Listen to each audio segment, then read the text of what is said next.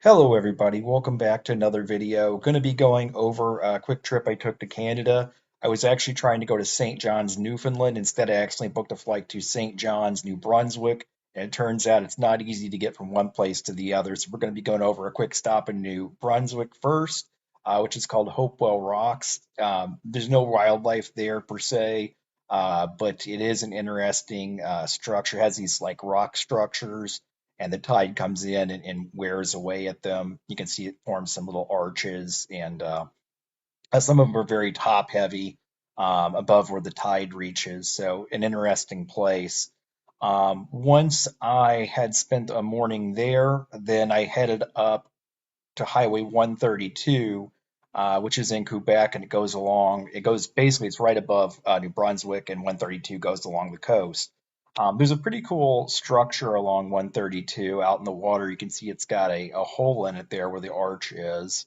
And I continued up 132 to Forillon National Park. Forillon National Park is a really nice park. I actually wish I would have spent more time there. It has some great coastline.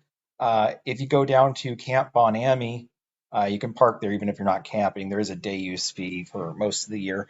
There's a good hike up the mountain there where you get some sea views. That's what you're seeing now. There's a lighthouse you can also see from there. You can drive up to the lighthouse also. I believe it's technically outside the park. And there's a hotel across the street from the lighthouse you can stay at if you're looking for a place to stay. The trail's not super hard. It is steep at the beginning. But once you get through that steep part, then the trail's pretty easy and you can just turn around and come back whenever you want. Or if you want a really long hike, it continues around to the other campground, I believe. Forillon National Park's really good for wildlife. If you're looking for moose, you want to head over to the Beaver Pond. And the Beaver Pond's a very short trail, but the moose are everywhere on that trail. You'll see extensive game trails that they've made. You'll see areas where they've been bedding down. And if you're there early morning or evening, you should be able to see the moose themselves. I'll show some pictures of some of the moose I saw there. Um, Once you're done with that, it's Forlawn National Park's also very good for driving around at night.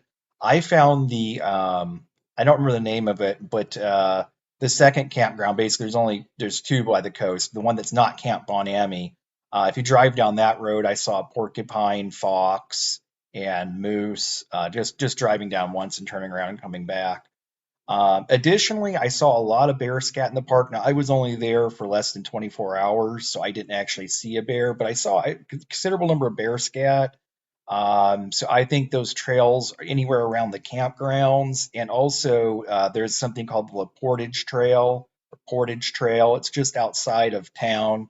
We keep going on 132 past the park, and if you look up Portage Trails, you should be turning left. Um, to go back to those trails. I saw a lot of bear scat back there also.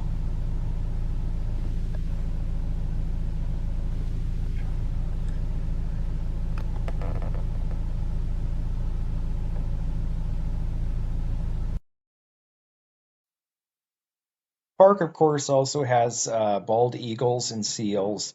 The way I found to see the seals the closest was to go down to a place called Grande Grave. That's also from the parking lot of Camp Bonamy. But instead of going up the hill, you just go straight down to the docks. I was able to observe some seals closer up there.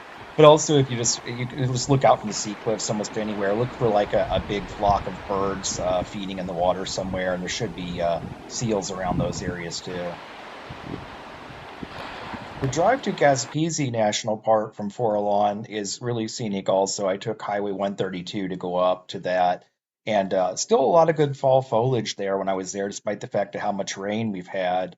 Some of the foliage might have been in a protected cove where it didn't get as much wind and things. There's also nice scenery. You just pull over randomly along the road and have a look. But I liked it. A lot of mountains and coastline and things to see along the way.